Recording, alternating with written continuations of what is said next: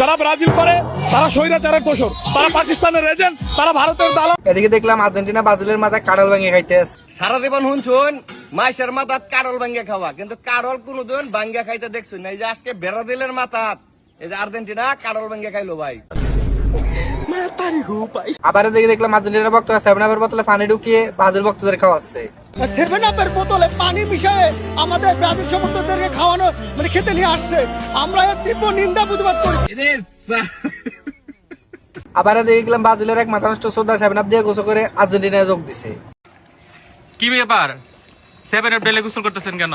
আমরা বেলা গোসল করতেছি কারণ আমি আজকে থেকে সজ্ঞানে সুস্থ মস্তিষ্কে ব্রাজিল ত্যাগ করলাম, আর ব্রাজিল সাপোর্ট করতাম না। আবার এদিকে দেখলাম আর্জেন্টিনা জার্সিতে 5টা স্টার। বিশ্বাস না হলে আফা জার্সিতে দেখুন। I love you. তবে গনে দেখাতে পারবো না। আবার এদিকে দেখলাম ব্রাজিলের পাকনা সুদা ভক্তরা বাইক নিয়ে শুডাউন দিতে গিয়ে 80,000 টাকা জরিমানা দিল। চুয়াডাঙ্গায় ব্রাজিল সমর্থকদের শোডাউনে অভিযান চালিয়ে 4টি মোটরসাইকেল জব্দ এবং 85,000 টাকা জরিমানা করেছে পুলিশ। আবার আরেকদিকে দেখলাম 7-আপ খেতে খেতে ব্রাজিলের পাতে গার্ড করছে।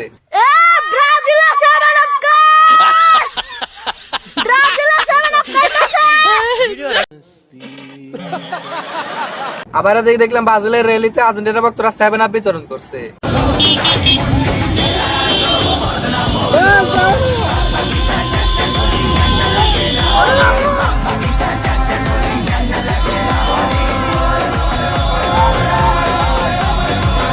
এইটাও সম্ভব? ঠিক বলেছো। আবার এদিকে দেখলাম কুকুরকে ব্রাজিলের জার্সি ভরাচ্ছে। গোটা বিশ্ব চিনে। বাংলাদেশের জনপ্রিয়তার বিচারে যদি বলি এক নামে চিনে, নাম কি? নেইমার।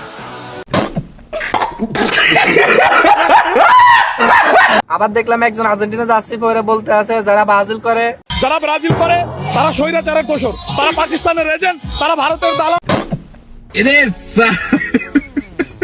আবার দেখে এক সাংবাদিক আর্জেন্টিনার এক ভক্তকে বলতে আছে কয়েকটা আর্জেন্টিনার প্লেয়ারের নাম বলেন তো, তারপর আর কি বাকিটা ইতিহাস।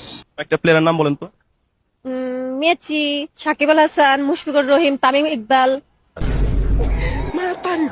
আবার দেখি মেসি আর নেইমার মাঠে খেলা বাদ দিয়ে খাটে খেলা শুরু করছে।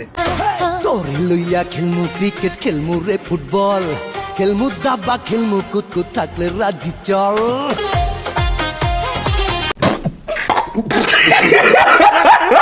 আবার দেখে আর্জেন্টিনার এক খাট কাঁপানো ভক্ত এখন মাঠ কাঁপাচ্ছে।